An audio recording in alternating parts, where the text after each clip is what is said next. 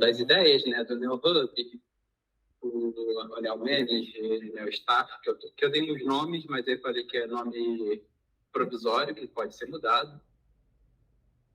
É só para padronizar que, como o Manager ele é em inglês, eu Sim. queria padronizar todos os outros sistemas com palavras assim. Porque senão ele vira Neo Manager em inglês, aí vira Neo Eventos, Neo Condomínio, aí tipo, para mim parece que não combina.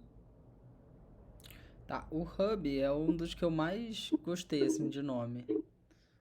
Esse é o quê? Ah, aquele do... Esse é o Stitch. Aham. E eu acho que Aí, eu... esse tá no modo escuro, mas vai ter modo claro também, Tá. obviamente. Eu acho que quem passou lá atrás foi o Diego, seja lá onde o que for aquilo que tem ali. A ideia é porque, tipo, eu tô mostrando só o link. Tô mostrando só um link que eu coloquei. Ah, bom. É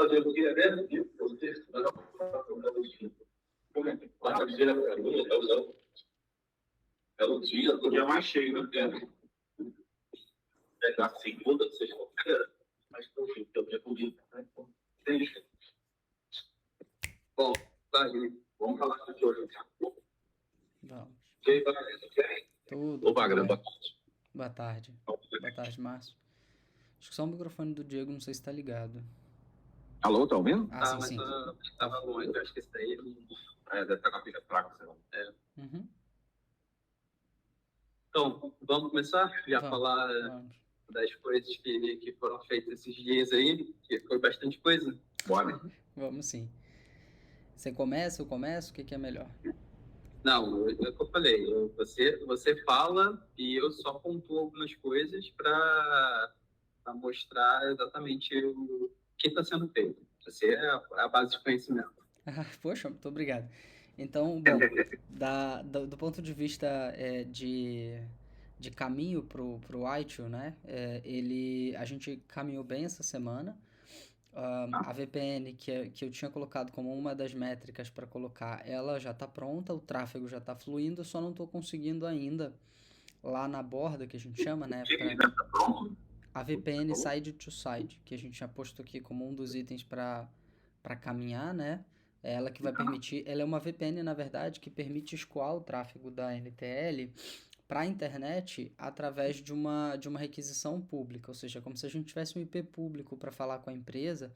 Isso vai permitir a gente colocar os serviços que a gente tem em outros data centers, que no caso acho que era da rede host, né? Aí dentro, para poder então encerrar alguns contratos e unificar parte daquilo que a gente tinha projetado. Eu consegui já mostrar para o Thiago, a gente já tem um esboço da nossa infraestrutura.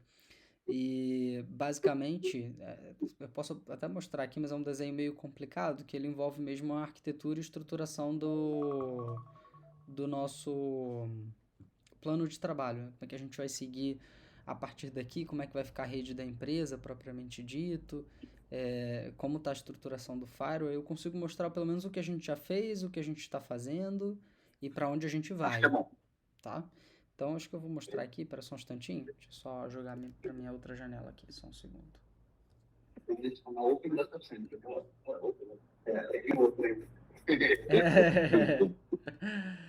Thiago... Esse mês a gente vai tirar ele de lá.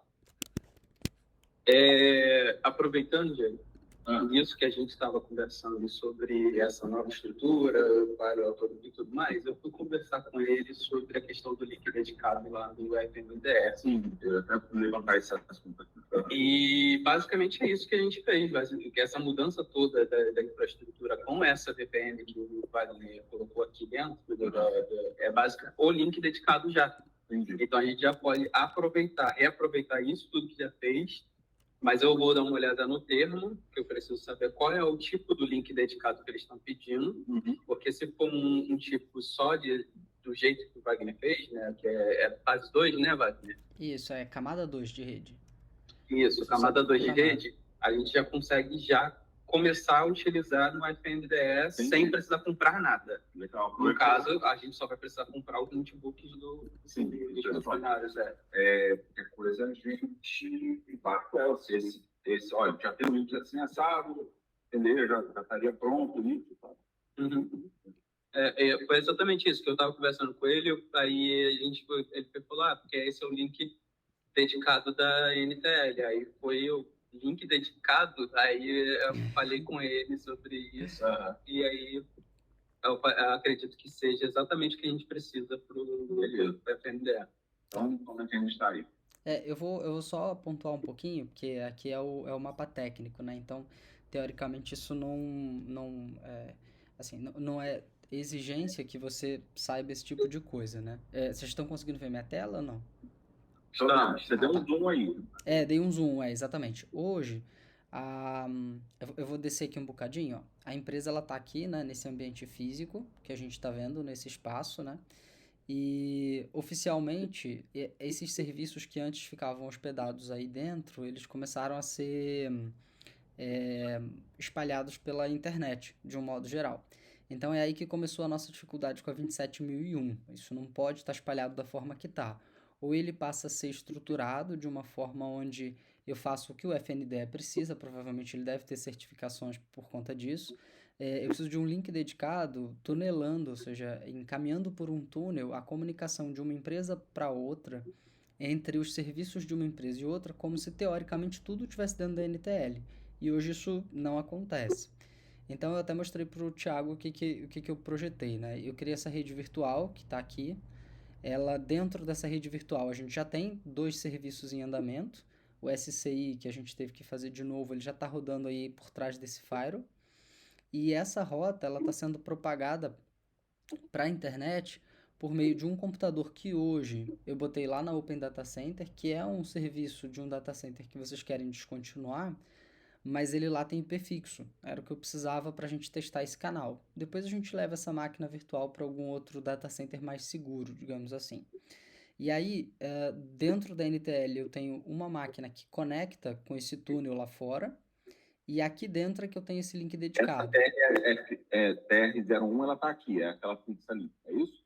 Na verdade, a TR01 ela é uma máquina virtual dentro daquela que está aí, tá? O que está ali dentro, que você conhece, o Diego, é aqui, olha, esse Data Center 01, que já está com alguns desses serviços propostos já rodando, e essa daqui, que é o Data Center 02, que depois eu vou migrar ele para aquele mini computador que eu pedi para vocês, que é um serviço de mais...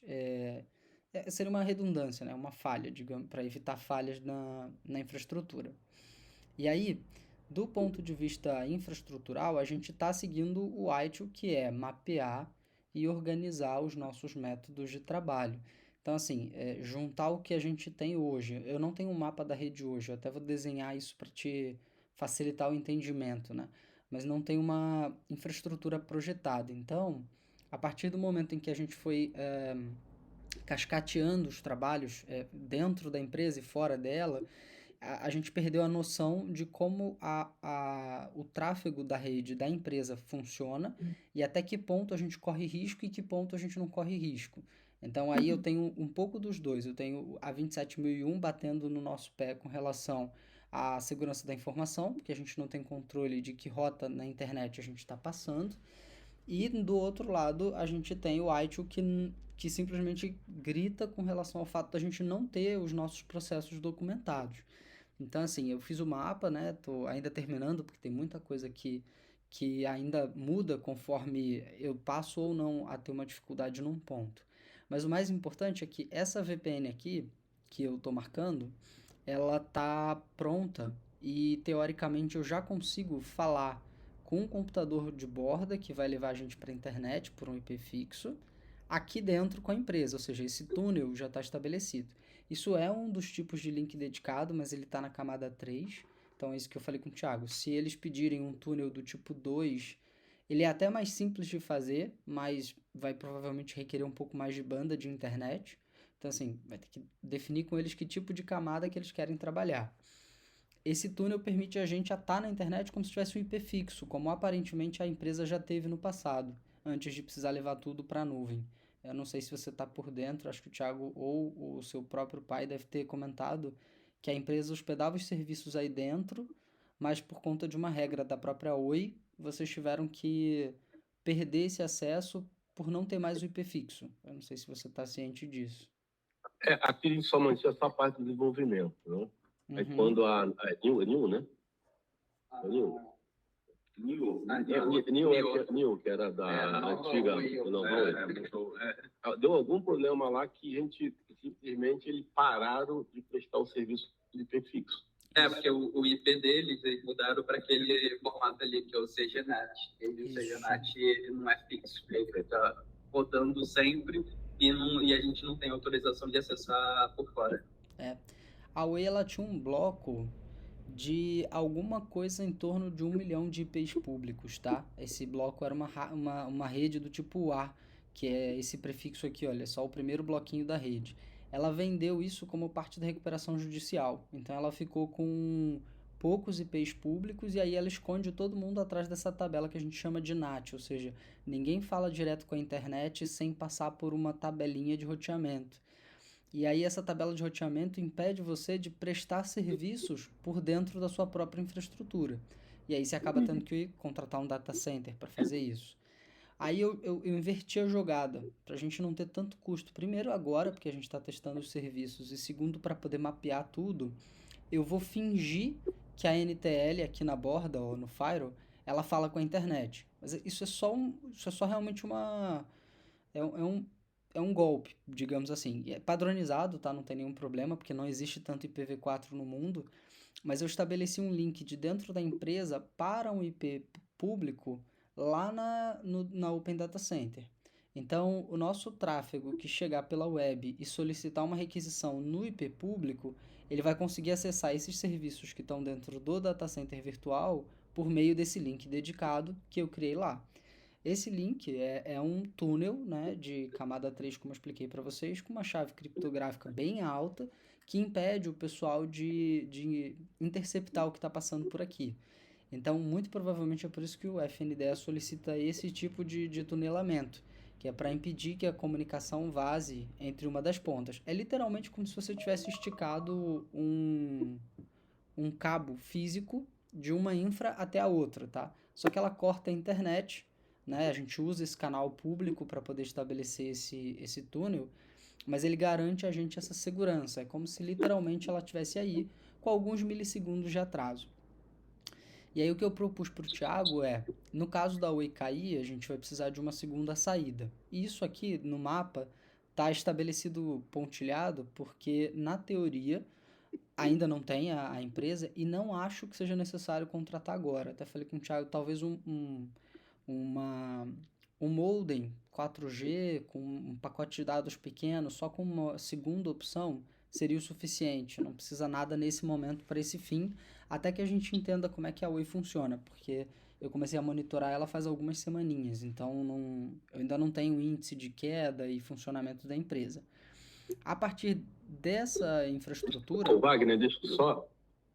Pode? Isso aí foi a dificuldade que nós tivemos, tá? Adquirir um link de contingência. Por quê? O cara que fornece para New, né? Ele fornece para todo mundo. Então, se você, ele fornece o mesmo link para todo mundo. Então, se você pegar e colocar um datinho, esse cara que fornece. Então, se ele cair, cai todo mundo. Então, isso aí foi uma dificuldade na época de a gente criar link de contingência por causa disso. Poxa, e se ele cair, tá? Então, na época, não tinha uma segunda opção de fornecimento. Tem TIM, tinha Oi, tinha Claro, mas todo mundo saía por esse cara. Tá. Ok. E esse cara que você me diz, ele é o que fornece a infraestrutura física para o edifício, você sabe me dizer? Não, é aquele que fornece para Oi, chega a Oi. Ah, tá. Então é a Vital. Ok. Isso aí. Então ele fornece para todo mundo. A Vital, ela é uma empresa que fornece o link físico, né? Que é um desmembramento da Oi. Ela foi vendida e aí ela cabeia todos os lugares e por aquele canal físico você escolhe a operadora que você vai usar. Mas esse é o problema. Se o canal físico romper, acabou, né? Você perde o acesso a todas.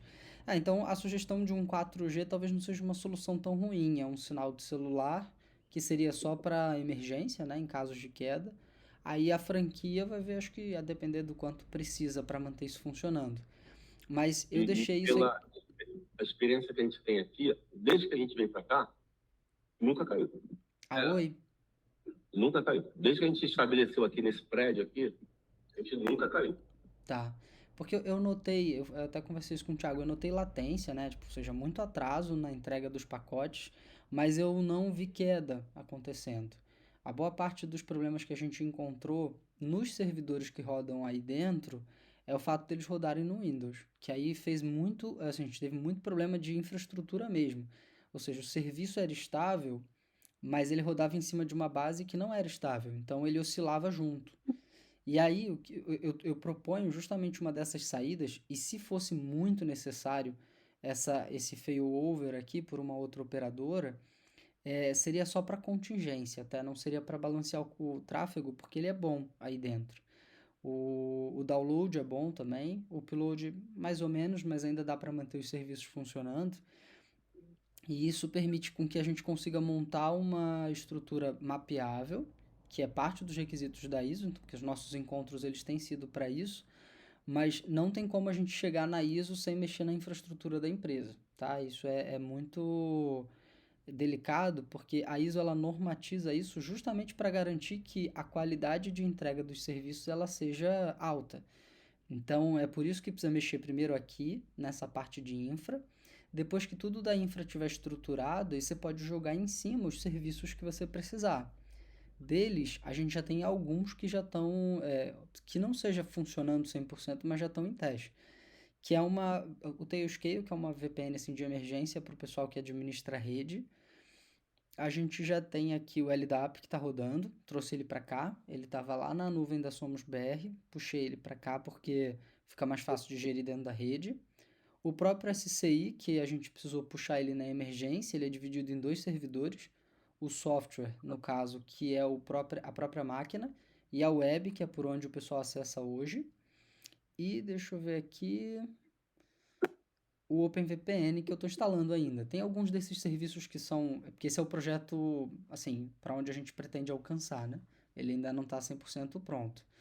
Então, cada vez que eu preciso alterar a rota para conseguir construir esse link aqui que a gente tinha, que é para ter esse IP público que o Márcio comentou que a gente perdeu, eu altero um pouquinho a infra. Então, isso demora um bocado porque eu preciso ler a norma, entender o que a gente pode fazer que permita a gente não perder o fio da meada, né, o foco que a gente está querendo atingir, e ao mesmo tempo eu não derrube o serviço.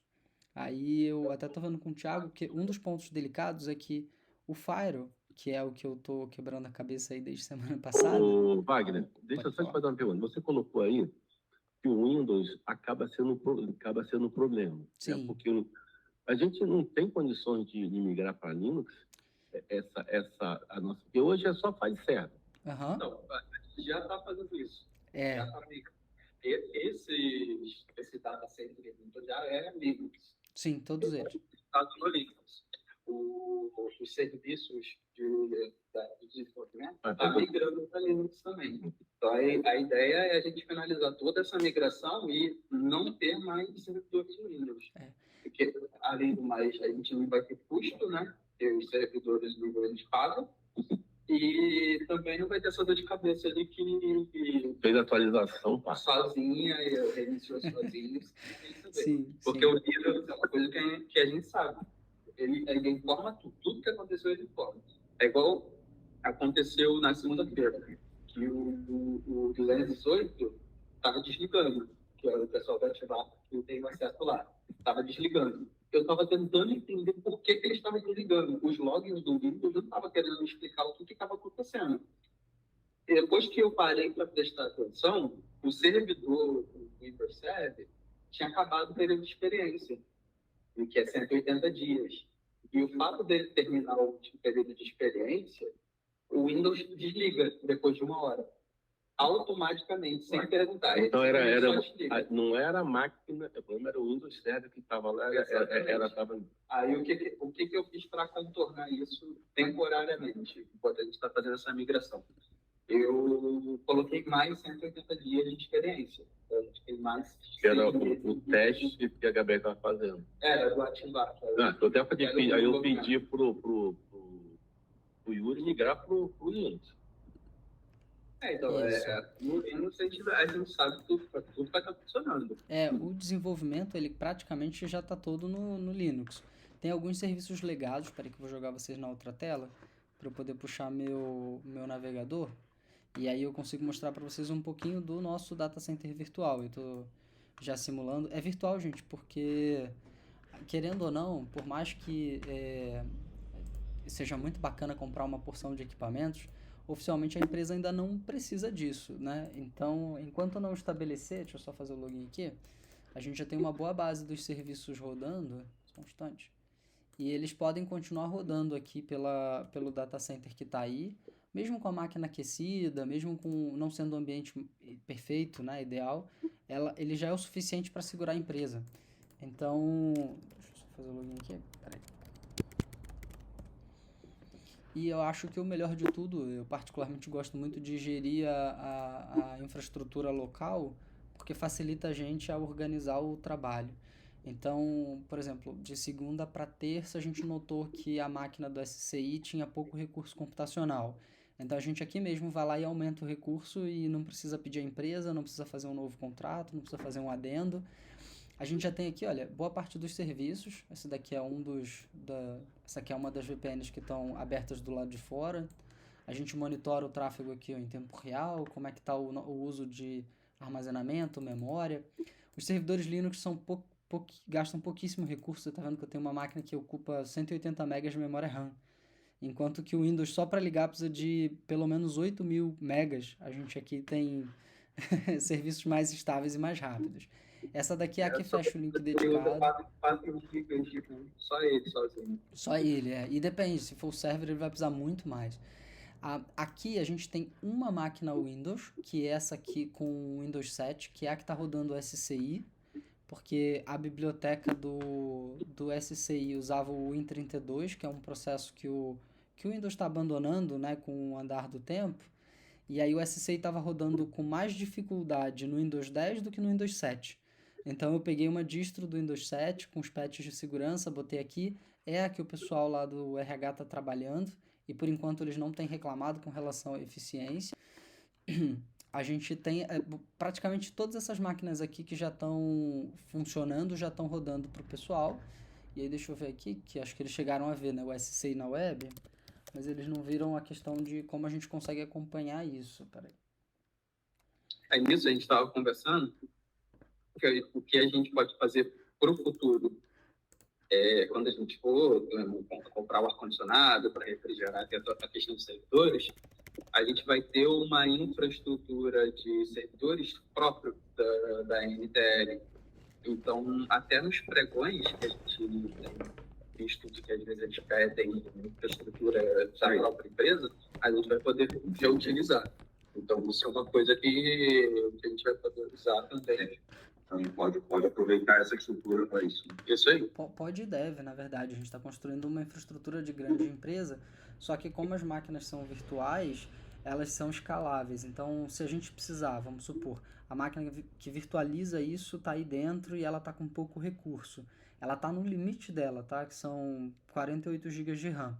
Se a gente precisar comprar uma máquina um pouco mais potente, você compra essa máquina, migra essa infraestrutura com elas ligadas, você não precisa desligar, porque o software que eu escolhi usar, ele permite o que a gente chama de vMotion, que é um virtual motion, né? A gente bota a outra máquina ali do lado, liga ela e começa a transferência sem derrubar os serviços, desliga a antiga e despacha, entendeu? Então, assim, ela é um virtualizador de serviços muito profissional, que tinha boa parte dos serviços pagos. Então a NTL deu sorte em duas coisas. A primeira é que ela abriu, a empresa foi comprada, o VMware, e ele passou a usar boa parte das licenças como gratuitas. E a segunda parte é que a empresa comprou um servidor usado no passado, e eu não sei se isso está documentado com vocês, mas ele veio com a licença do VMware. Então, vocês têm recursos que são pagos, que são caríssimos, a gente está falando de licenças de 40, 50 mil reais, que vieram junto com o servidor que vocês compraram usado. Então, eu só estou aproveitando essa chave de licença para para melhorar. Porque esses recursos eles não seriam possíveis na licença gratuita, que é transferir entre servidores a máquina virtual. Aqui rapidinho é só uma demonstração de como fica melhor quando a gente tem controle sobre as ferramentas. Ó. Eu sei que, por exemplo, a Dayana ficou no SCI, aqui ó, no dia 2. Né? Oi? Ela tá sempre por volta de 4, 5 horas, 6 horas, né, mexendo nessa. E a gente consegue ver quando as sessões caem, tá vendo? Ó, 8 minutos, 7 minutos, 17 minutos, eu consigo abrir o log e ver o que aconteceu. Se foi o serviço que caiu, se foi a máquina, se foi o computador dela. Até agora, por exemplo, a gente tem identificado que ela tem muito problema com a rede dela, propriamente, lá, pessoal, né? Mas... É complicado, né? Deixa eu ver aqui. Não, mas aí a gente vai sugerindo ela opções. Deixa eu ver, que eu acho que é a do Sérgio. As sessões estavam durando 6 horas, 7 porque lá horas. É área de risco, então quem anda lá É a milícia. Eu tenho que usar o link dele. E o link deles, eles colocam proxy de bloqueio, para poder... um monte de outras coisas para poder a pessoa ficar caindo mais vezes e não perder tanta velocidade para outras pessoas. Então... fazer isso? Opa. É complicado. Aqui, ó, a gente tem uma sessão do Sérgio, que é bem mais estável, tá vendo? Ó, de 6,6 horas consecutivas no SCI. Isso só no SCI, a gente, né, fora que ele está trabalhando em outras coisas. Então, ou seja, durante basicamente o dia inteiro dele de trabalho, porque ele entrou aqui às 10h33 da manhã, o serviço não caiu para ele até ele provavelmente encerrar a sessão. Outras sessões menores é porque ele pode ter fechado a janela do navegador, ele pode ter trocado de computador, ele pode ter fechado a guia e aberto de novo. Então a gente aqui consegue acompanhar bastante coisa, mas as médias de sessão, naquele serviço que a gente precisou de emergência... o Thiago ficou monitorando aqui a nossa sessão lá de casa, para ver se era o serviço que estava caindo, deu 19 horas de conexão. 20 horas conectado para poder ver se ia cair em algum momento. Mas não caiu, tá bom, tá funcionando. O nosso foco é esse, basicamente, né? Entender aonde que estão as falhas e mitigando. E, basicamente, com base nesse histórico de falhas ou de sucesso, é que eu vou estruturando aquele mapa que eu mostrei para vocês da rede. E o processo de reestruturar é a documentação que a gente já precisa ter quando for pedir a ISO. Então, ou seja, a gente está indo no caminho e essa reestruturação que é necessária para a segurança da informação está sendo mapeada para gerar os relatórios que a gente precisa para o ITIL, que é para gerar as boas práticas, né? Então, de maneira geral... De certa forma, isso é o que o GLBI faz, mas sem a gente instalar o GLBI. Wagner, deixa eu fazer uma pergunta. Isso aí era uma solicitação antiga, tá? Que... nós temos vários funcionários em home office. Uhum. E esse pessoal precisa do certificado instalado localmente para fazer algumas operações, tá? Isso eu cheguei a falar com o Guilherme, não falei contigo na última reunião que você não participou. As máquinas que estão com SI, que eles estão acessando virtualmente, a gente vai colocar os certificados lá.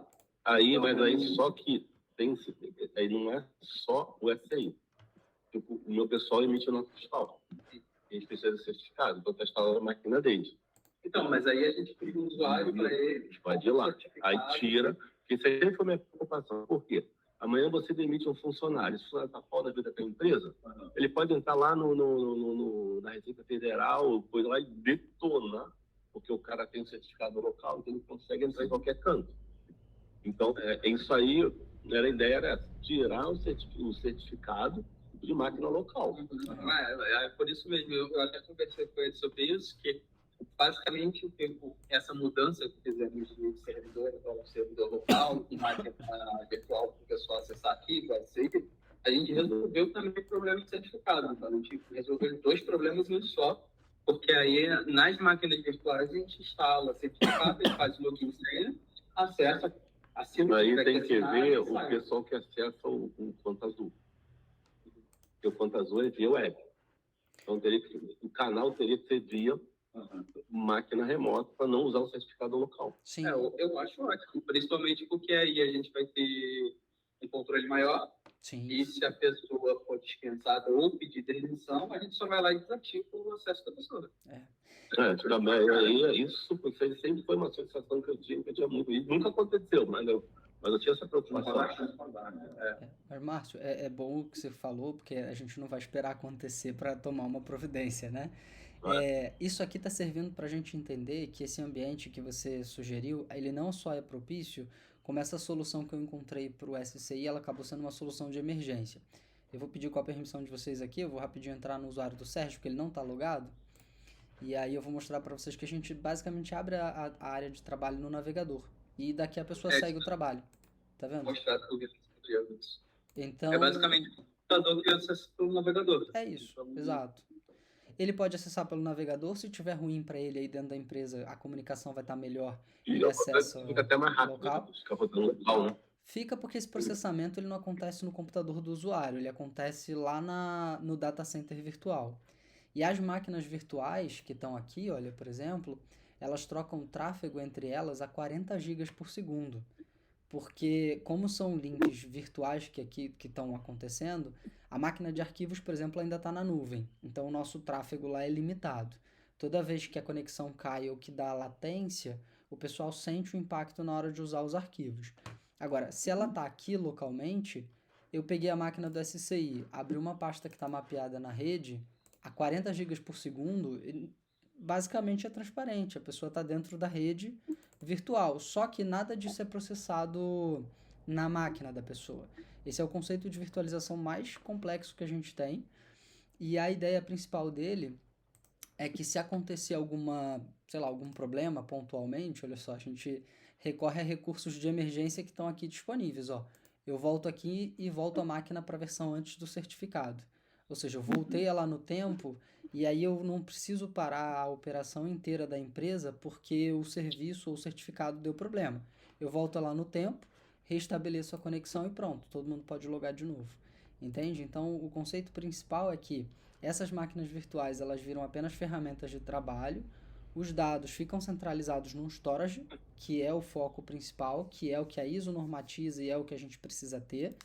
E aí, se de hoje para amanhã, a gente teve um problema, entrou numa dessas máquinas, que a ideia do Firewall é segurar, mas se acontecer, né, porque eventualmente pode, a gente reverte essa máquina em alguns segundos e eu tenho o histórico dela de ontem, só que com os dados de hoje. Então, ou seja, você volta com o trabalho em alguns segundos. Isso é parte da política de recuperação de desastre que a 27001 solicita para a gente.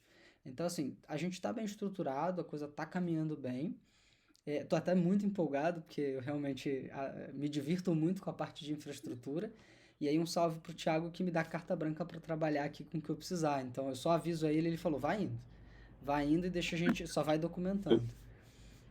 E também vale a vantagem que não degrada a internet, né? Não. Você no local, então a gente pode só tela, né? Exatamente.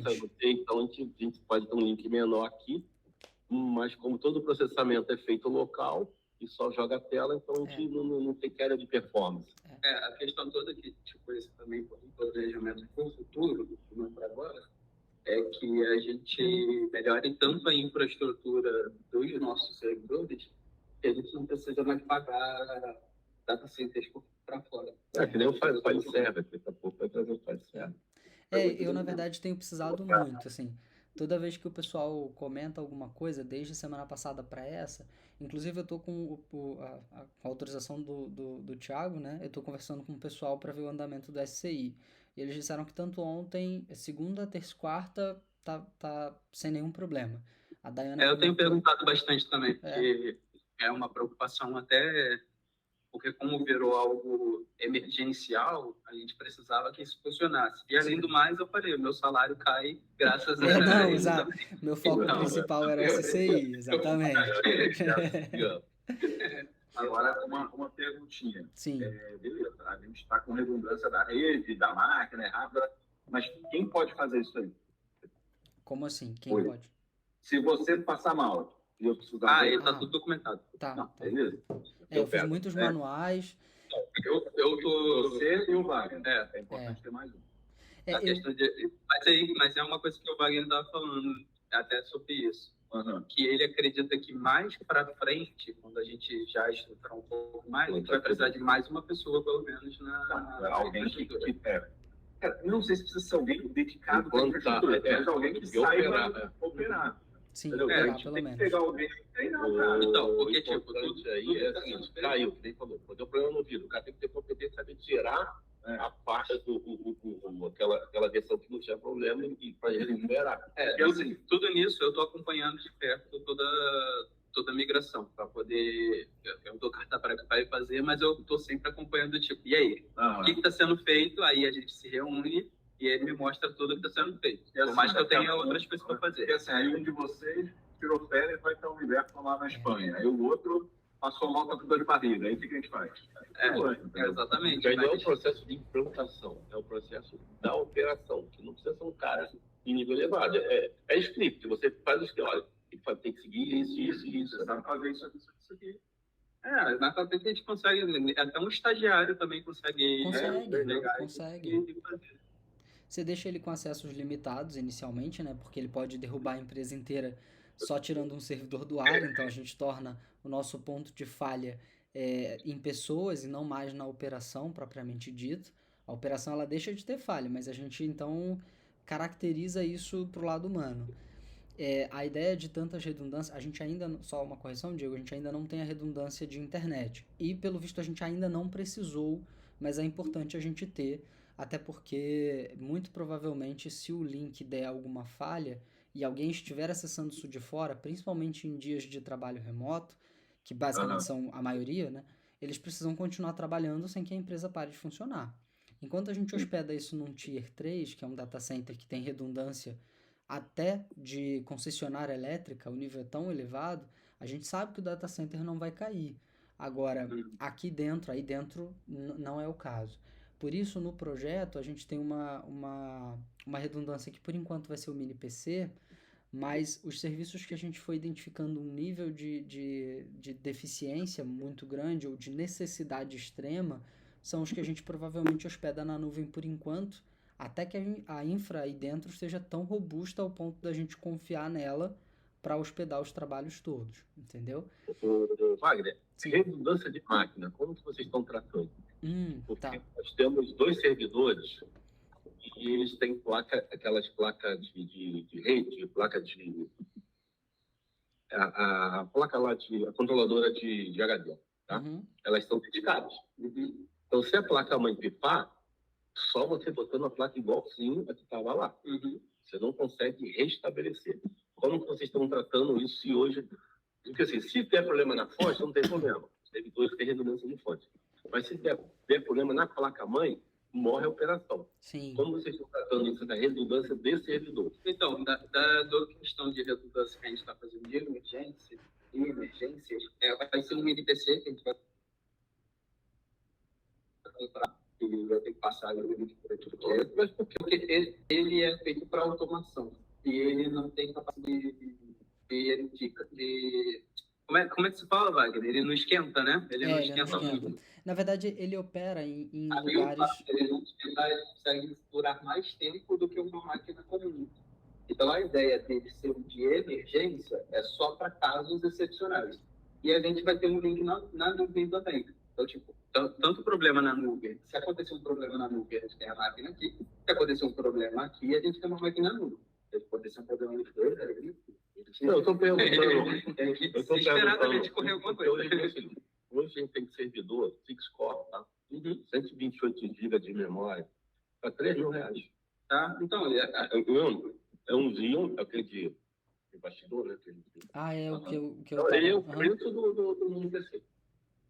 Não, mas o mini PC a gente encontrou por volta de R$800. Não era HP não, né? Não, não vale a pena não. Não, eu tenho horror a HP. Eu prefiro os Super Micro, mas eles são um pouco mais caros. Só que, assim como a Dell e a HP, eles são empresas que vendem o servidor barato, mas as peças só funcionam com as peças homologadas deles. E aí você é obrigado a comprar a placa de rede deles, a controladora deles, e aí eles vão ganhando o dinheiro que eles não ganharam na venda do servidor, vendendo as peças. A gente já passou por isso, foi um caos. E aí a gente começou a usar a Supermicro no meu antigo trabalho, justamente porque elas são compatíveis universalmente com as placas Intel, Samsung, etc. Eu tive um HP que, por exemplo, nem as memórias que não eram homologadas por ela não funcionavam. Então era um caos para manter isso funcionando. E aí, Márcio, tinha mais uma coisa que eu queria colocar. A gente ainda, em que pese eu ter posto aqui, olha, o Storage Hot, que é esse carinha que eu vou trabalhar, hoje a gente ainda não faz. Isso que você comentou é uma controladora RAID. Essa controladora é a que fica plugada na placa-mãe e que só foi desenvolvida para aquele modelo daquele computador. Ela é que faz o espelhamento dos discos, né? Eu não gosto de controlar RAID via hardware, que é o que a gente tem hoje aí dentro. Então, em algum momento a gente ainda vai ter que desligar essas máquinas. Eu prefiro controlar o RAID via software, porque se queimar eu tiro os HDs, boto numa outra máquina e subo o RAID de novo. Porque o Diego, eu não sei qual é a sua formação, mas é interessante você conhecer a parte do RAID pra gente. O RAID ele é um sistema de software que gerencia vários discos e transforma todos eles em um só. E aí você escolhe o tipo de espelhamento que você vai usar. Normalmente um RAID 6, que é assim, a gente tem vários níveis, 0, 1, 2, 3. Hoje o 6 é o nível, não é o mais avançado, é um tipo diferente de RAID. O 0, por exemplo, eu tenho 2 discos e eles parecem um só para o computador. Então, se um queima, o outro assume e vice-versa. Então, eles trabalham dessa forma. O 2, ele tem um modelo diferente. Eu tenho 2 discos em 0 e eles estão formando 2 discos espelhados. Então, se um desses aqui queimar, eu ainda tenho 3 para controlar. O 6, que é o mais bacana de todos, exige quase 10 discos para fazer. Mas é ótimo, porque eu posso queimar 2 HDs na minha infraestrutura, que ele vai continuar funcionando sem nenhum problema. Eu boto novos discos sem parar a máquina e ele sozinho reconstrói os discos que foram queimados, entendeu? Isso pode ser feito via software, como eu estou mostrando para vocês, que é a infraestrutura da empresa hoje, por enquanto é software, ou via hardware, que é uma controladora boa, mas ela é burra, porque é isso que o Márcio comentou. Se a controladora queima ou se a placa-mãe para de funcionar, você precisa ter um outro servidor daquele mesmo modelo, normalmente daquele mesmo lote, para você conseguir botar esses discos em pé de novo. E se você não tiver, você pode mandar para uma empresa que vai te cobrar mais ou menos R$500 mil para levantar esse disco, porque custa muito caro levantar um backup. O Thiago já acompanhou a gente numa luta de recuperação de um RAID via hardware, onde a gente perdeu o e-mail da empresa inteira, porque eles não tinham backup. E aí, quando queimou o RAID, o pessoal acha que o RAID, por ter muito disco, é o backup. O RAID não é o backup, aquilo ali é só um modelo de operação a quente. O pessoal está lendo e escrevendo em vários discos ao mesmo tempo. Isso é sensacional, é rápido, é funcional, mas se você não tiver backups frios disso, ou seja, pegar uma cópia idêntica de hoje e guardar, você perdeu tudo, se perdeu o RAID. E foi exatamente isso que aconteceu. E a gente ainda estava com o RAID rodando desde 2015 ou 2016, se eu não me engano, sem parar. E aí em 2023 queimou. E aí o pessoal perdeu basicamente tudo. Então, assim, foi... E vou te falar, viu? A gente, R$500 mil porque já tinha metade do caminho já recuperado, senão o custo ia ficar elevadíssimo. Agora, a gente vai precisar de 10 HDs para fazer esse RAID 6? Não, o RAID 6 seria realmente se fosse para esse fim. Não tem como você botar um RAID 6 num lugar tão quente. Os discos, eles começam a degradar pelo calor. O material físico...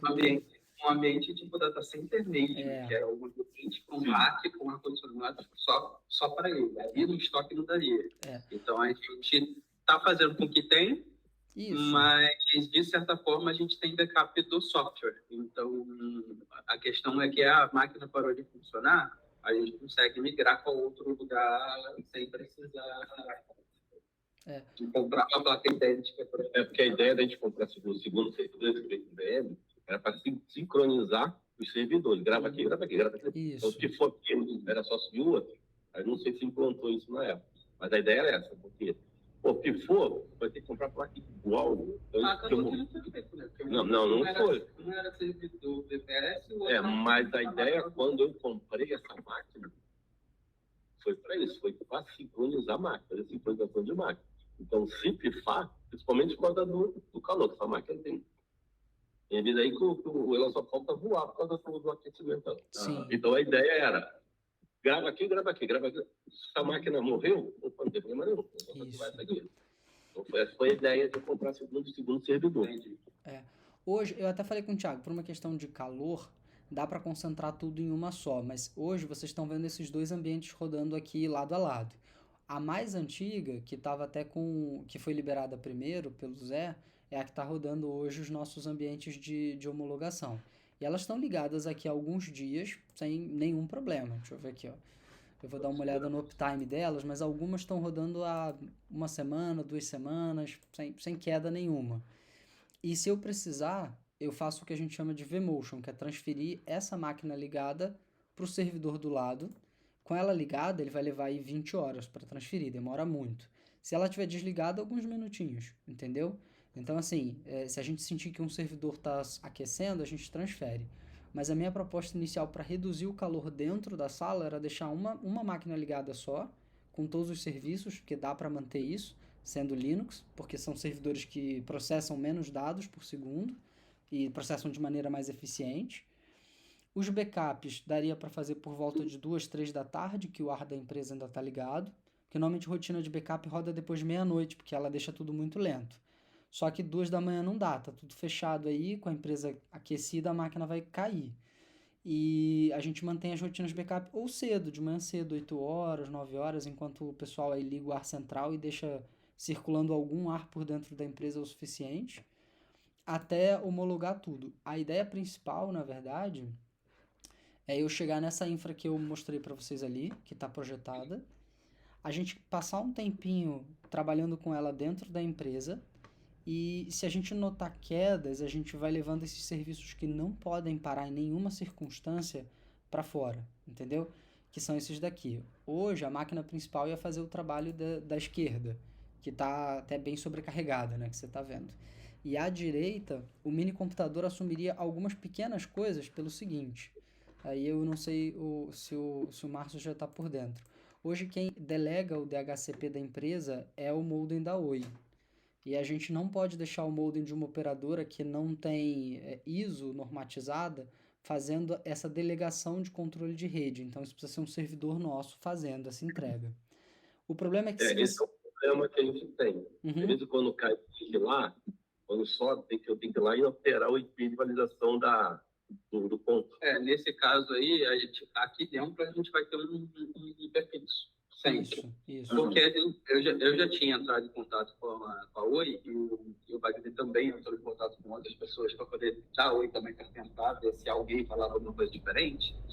E todos eles basicamente cobram um absurdo para a empresa conseguir comprar um hiperfixo.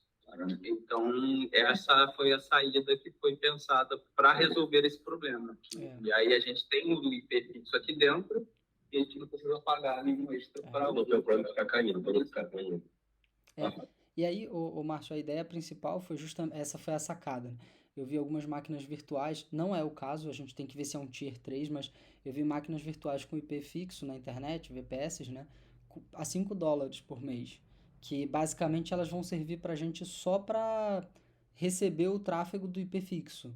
E aí, mesmo que a gente use uma redundância por uma outra operadora, esse túnel aqui, ó, numa empresa privada, Tier 3, vai garantir que a gente saindo aqui, ó, pela Oi, ou saindo, por exemplo, para uma outra empresa, o nosso IP vai chegar na internet sempre com IP fixo. Entendeu? Então é mais ou menos... Esse caso de tipo, caiu o link da Oi, aí sobe lá o do 4G. Isso. Aí não muda nada. Só que como elas vão pegar e abrir um outro caminho, até, vamos supor aqui, ó, esse lado de cá, né? Aí eu perdi esse link daqui de cima, esse de baixo, perdão, que é o da Oi, que é o fixo que tem a maior banda. A gente volta pela internet pela segunda operadora, mas não por esse caminho que está liberado aqui não, tá? Esse caminho aqui é o que as máquinas de desktop acessam. A gente vai por aqui, olha, por esse túnel, que essa aqui é a máquina de trânsito. Ela fecha um túnel na camada 3 com uma VPS que está num data center Tier 3, e aí ela sai pela internet com o mesmo IP, entende? Então a gente vai estar sempre usando o mesmo IP. Agora, essa rota que está aqui em cima, separada, ela é para eu não ocupar, porque eu comentei com o Thiago. O trânsito mais comum, link dedicado de camada 2, é aquele onde eu vou escoar todo o tráfego da empresa pelo túnel.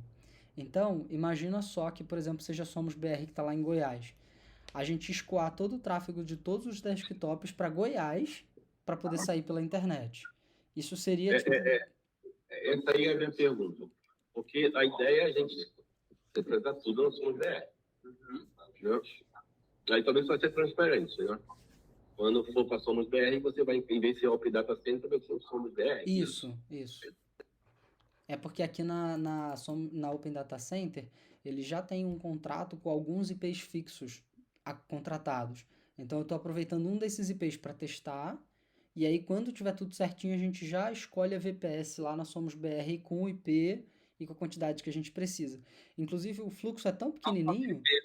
Lá também a gente tem algumas... Aquela minha máquina de teste foi a máquina que eu deixei para ele fazer as instalações.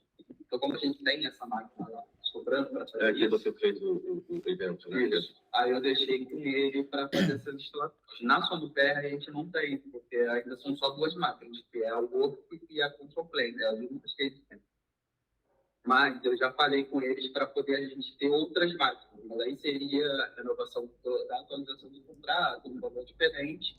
Então, para a gente não ter esse gasto agora, ele está fazendo o planejamento todo no Open Data Center para depois só migrar. Porque assim, o planejamento de sair assim, da Open Data Center é quando migrar o menos.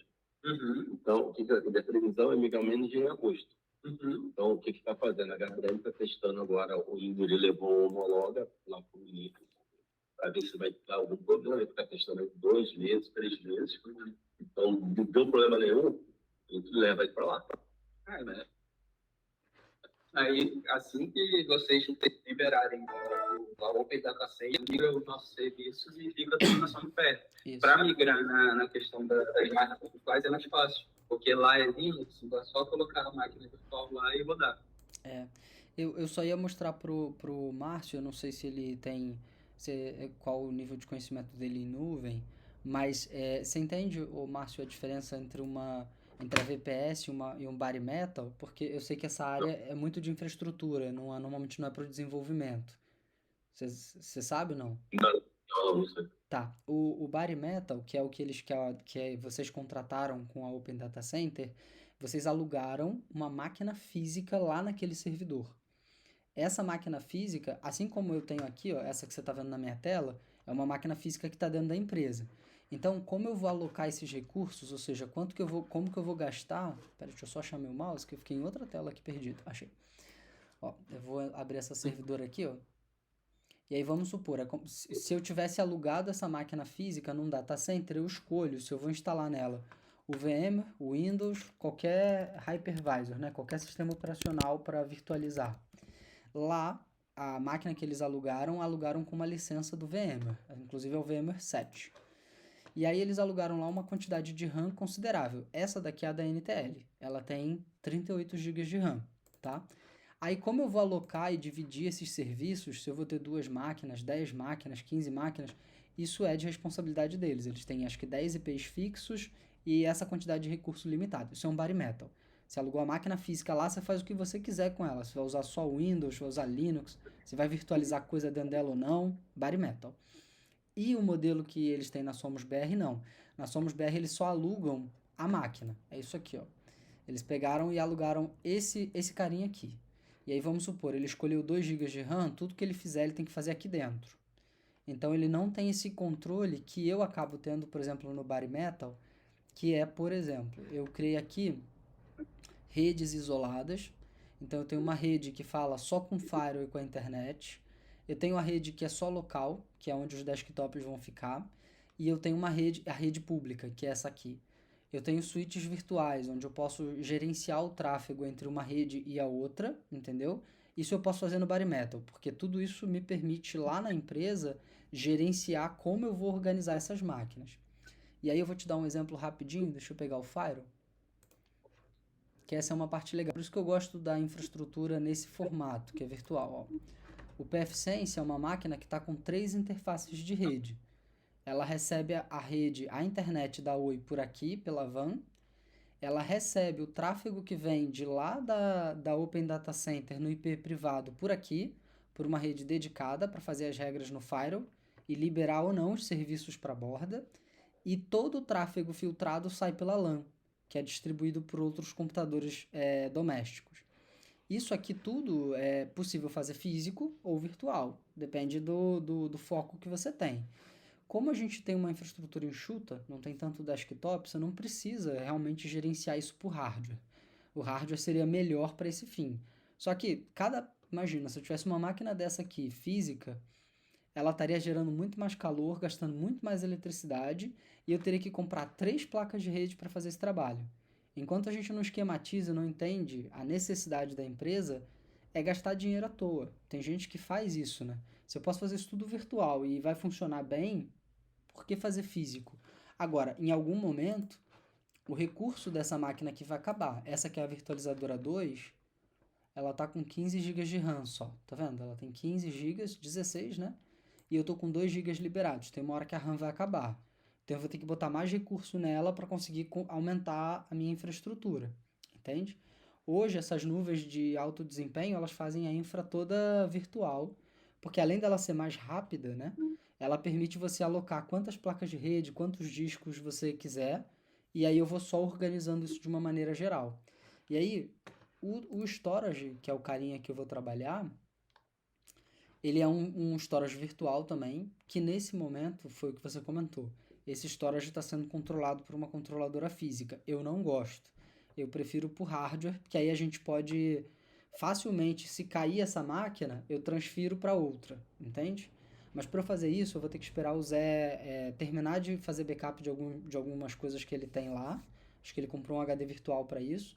E aí ele vai liberar esses discos. Aí eu vou começar a controlar eles por software também. Eu acho que é melhor porque eu consigo ver a saúde do disco, quantas horas ele está rodando, como está a saúde da controladora, que a gente hoje não consegue ver por hardware. A gente só sabe que ela queimou quando ele avisa que queimou. Entendeu? Eu prefiro agir por antecedência. Aí, ou seja... Algumas coisas estão demorando um pouquinho, exatamente por isso, porque você está lembrando de coisa que ele esqueceu numa máquina, e é igual, por exemplo, a local web. A local web, a gente cancelou a local web. E cobraram o Zé uma página que estava na local web, que funcionava na local web, que o Zé tinha colocado lá, uma página web. E ele perguntou para a gente se a gente tinha um backup da local web para poder pegar essa página. Então, tipo, se não tivesse o backup do Wagner daquele dia, não teria como pegar essa página. Então, são coisas que ele vai lembrando assim durante o processo. Eu preciso fechar um recurso ainda agora. Tá bom. Vamos encerrar essa... Basicamente foi para mostrar para vocês a evolução, né? Porque em 2 semanas que a gente teve aí com o SCI... exatamente a máquina de backup que o Zé tá limpando, tirando as coisas dele lá. Isso. É a certa. Esse aí é a certa. Gente, vamos lá. Então, cara, eu vi que a gente andou pra caramba. Muito. É que tinha muita coisa, Diego. Você consegue mandar pra gente com a data de hoje? Olha, esse é o que eu desenhei do mapa da rede hoje. Porque a gente sabe que ainda falta coisa ali, Sim. né? Que vai mudar recentemente. Mas eu acho bacana. Tá. Eu ia comentar que a gente vai precisar, eu esqueci de pedir pro Thiago também, então me perdoa. A gente precisa ter um e-mail, não sei se vocês vão preferir com forward para todo mundo, que é onde a gente tem que ir guardando e documentando para comprovar que essa mudança está acontecendo e que a gente tinha um cenário e vai ter outro. Isso é importante para o ITIL para comprovar a política de boas práticas. E isso tem que estar documentado no meio editável. Lei do bem. Entendeu? A lei do bem, porque assim, eu devo estar terminando a lei do bem semana que vem, né? O cara já me mandou o relatório. Então ele vai estar liberado para a gente começar a fazer a avaliação se aquele tipo de serviço é elegível ou não para a lei do bem. Evitar, que eu conversei lá, evitar chegar no final do ano e trabalhar, está aqui não é eletivo. Então, como vocês estão fazendo o planejamento, então mesmo que não tenha sido concluído, você já manda para ele poder dizer, pode ser elegível. Então, vamos embora. Tá? Então, a gente ganha bastante tempo em relação a isso. Tá. Beleza. Aqui, no geral, era mais uma... A gente deve colocar isso no PIS? Não, preciso, porque eu preciso documentar isso. Olha, no caso de vocês, pegar aquele modelo lá do relatório do para vocês, só que, para mim, é fundamental saber quantas horas vocês gastaram no projeto mês a mês. Você não pode... esse projeto ganhou 3 vezes. Está explicando. E quando a gente vai fazer a planilha de custo, eu tenho que considerar custo mês. Gente, e assim, isso é uma coisa que você não sabe, você tem que pegar e inclusive para o passado. Janeiro, fevereiro, março, maio, ter essa planilha de cada mês para esse projeto aqui. Fechado. Tá Ok. feito. Isso daí eu Ok? vou Porque montar. quando eu mandar quando eu pedir relação de recursos disponibilizados para a Daiane, é que manda isso tudo para mim. Então ela diz lá, o Wagner, salário do Wagner naquele mês, teve tanto de vale-refeição, custo é tanto. Aí teve, só que em outubro esse valor de salário aumenta porque tem que da categoria de setembro. Então tem que ter as horas daquele mês. Por isso que é sempre importante, isso eu falei para vocês, eu preciso, quando você mudar o documento, ó, tive X horas, de tanto a tanto. Então eu sei que naquele mês eu estou tanto. Não assim, ó, esse projeto durou 3 meses e foi tantas horas. Preciso que faça um mês da mesma quantidade de horas dedicado àquele projeto. Pessoal, desculpa. Não, tá tudo bem. Era só para dar o andamento, o que não der hoje, a gente na semana que vem vai conversando também, tá tudo certo. E como é que a gente está? Se bobear, a gente faz uma outra, né? Mas como é que a gente está no espaço lá? Aqueles pontos, que era migração técnica, configuração da identidade, GLPI, LDAP, injeção de tudo. Enfim, eu sei como é que está. O atestado também que está no caminho. Tá. O LDAP foi instalado, não foi? Foi. Já tá aqui na empresa. Então ele já tá pronto. A VPN site também, só faltou as regras do Firewall, que é o que eu tô lutando aí desde quinta-feira para fechar. Então essa parte já tá pronta também. A gente já tem um serviço homologando, que é o próprio SCI, que querendo ou não já está na nova infraestrutura e já está homologando a infra e ao mesmo tempo o próprio SCI. E quais foram os outros tópicos? Perdão, Diego. Que eu não... Não, eu botei lá. Era aquele tópico que a gente tinha feito uma reunião anterior nossa. Eu até já tinha pedido semana passada. Sim. Atualiza esse espaço e manda pra gente de novo. Tá bom. Tá? Eu falei até com o Thiago. O negócio do break, no break. Eu tenho que te mandar o link também. Tá. Eu não sei o cartão ainda. Mini computador e do no break. Beleza. Aí o mini computador eu mando pro Thiago mandar pra você, porque eu fiquei de ajudar ele a escolher um modelo que seja mais propício para nossa infra e não fazer uma compra errada. Eu conhecia tanto sobre o mini computador e ele pode me passar isso aí. Já o meu break eu já conhecia melhor. Então já foi. Bom, desses pontos, então, acho que tá tudo ok, né? Eu vou documentar até para você saber em que passo que a gente tá, porque eu fiquei de enviar algumas atas das reuniões passadas, mas eu fiquei preso nas emergências do SCI e não consegui fechar o documento.